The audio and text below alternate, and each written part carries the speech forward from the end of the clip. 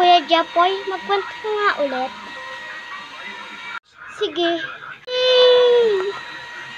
Anong ikakwento mo? Ang matalinong multo. Matalinong multo? Yay! May bata ba doon? Oo naman, syempre may bata sa kwento. Alam ang multo lang yung mag-isa doon. Kaya nga matalinong multo eh. Sige na, simulan mo na. Oo na, simulan ko na. Yung bata, hindi maalam mag-times. Tapos, biglang dumating yung multo. Hirap naman na ito, 27 times 72. Tapos sa napakaibaba, 577 times 18. Anong isasagot ko dito?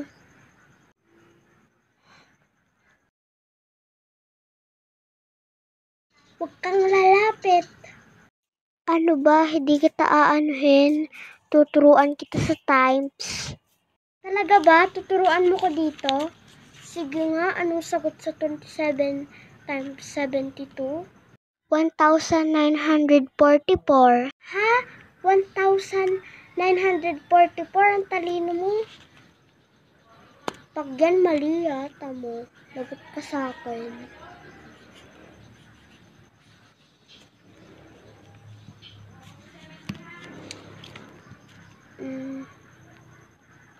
May sagot yan sa likod. May sagot sa number 1 dito sa likod. Ito ba yun? Yung answer? Paano nalalagay dito? Hindi naman kita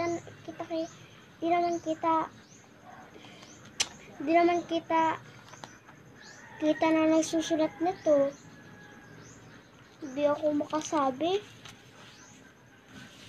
Next, 66 times 10. Ano namang answer doon? 660?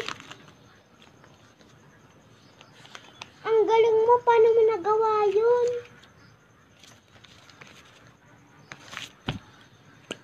Yay! Tama na ako nito bukas.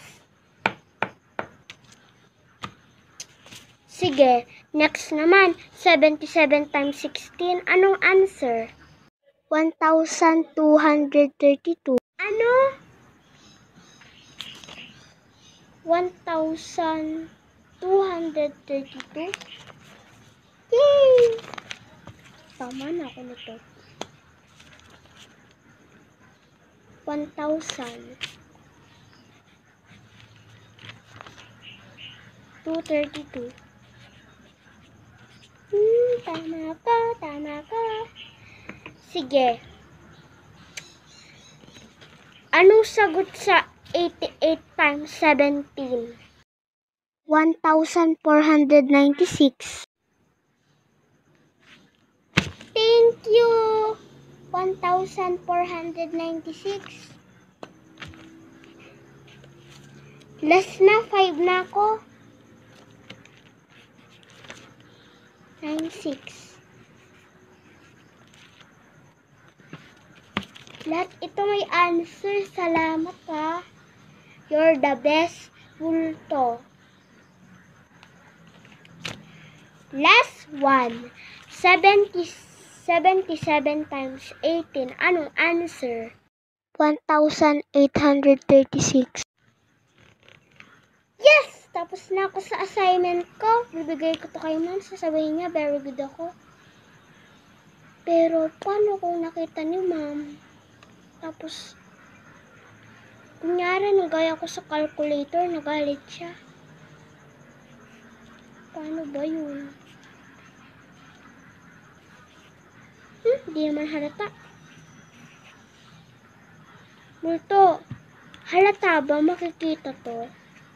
Hindi naman. Actually, tama ka. Hindi naman talaga halata. Tapos na ako sa assignment.